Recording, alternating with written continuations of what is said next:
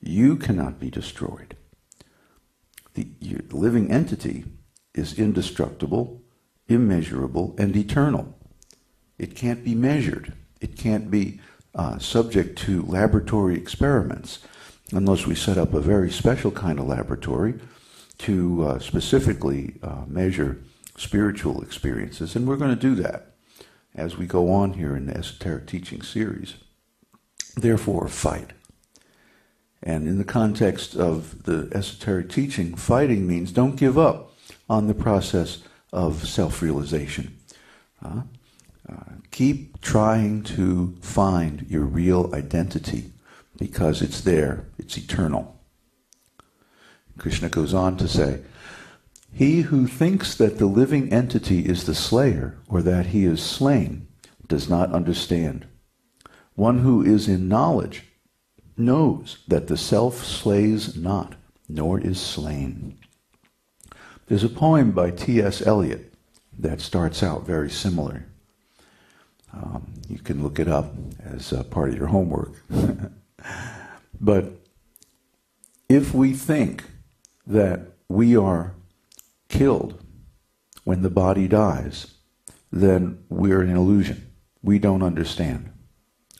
Or if we think that we are killing someone, or we are doing anything, we have missed the point. We are not the doers because we're not this body. In this material world, everything is done by the laws of nature, the laws of karma. And we'll get more into that when we discuss astrology and stuff like that, karma. But one who is in knowledge knows that the self slays not, nor is slain. For the soul, there is never birth nor death, nor having once been, does he ever cease to be. He is unborn, eternal, ever existing, undying, and primeval. He is not slain when the body is slain. So Krishna is saying, relax, don't worry. Even if your body is slain, there's no loss for you because you're the soul. This body is guaranteed to die. That which has a beginning has an end. So there is no way to preserve this body beyond a certain point. Yes, we can take good care of it, and we should. Exercise regularly, eat well, exercise mental hygiene as well as physical, and generally try to keep yourself in good shape because you'll have a better experience here. But you can't maintain this body eternally. It has a limited lifespan, and when it's worn out, you have to leave it and go get a new one. The point is that you can, and you will. And what you learn in this body, spiritually, is yours forever. What you learn from a material standpoint stays with the body, because the mind, the material mind, is part of the body. But the soul is separate from the body.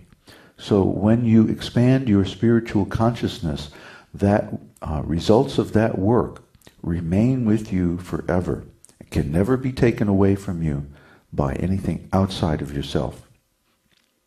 However, if we give up that spiritual knowledge and we accept the idea that we are this body, then we can easily lose our spiritual consciousness. And that's what's happening in this material world, folks. If you want to know why this world seems so crazy and irrational sometimes, like a bunch of animals running around, well, that's because people identify with their material body. And as soon as we do that, then we are ruled by the material senses. And the material senses say, me, mine, mine, I. Get it while you can. Experience life with all the gusto you can, because tomorrow you never know.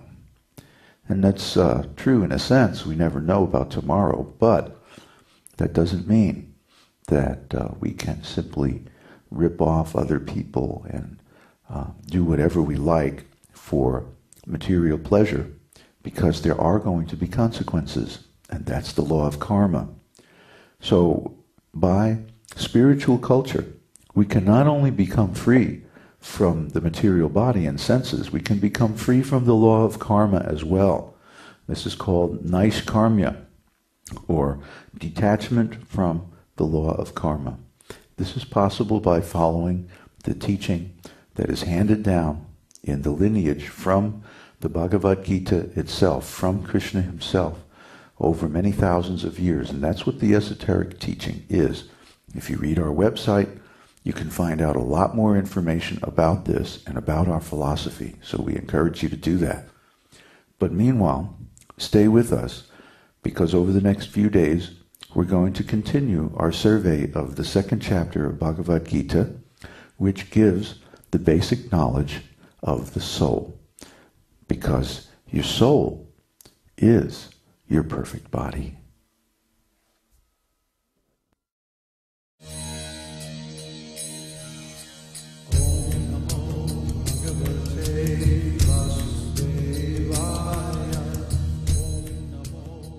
This is David Hughes, hoping you've enjoyed this installment of Your Perfect Body, our podcast from the esoteric teaching.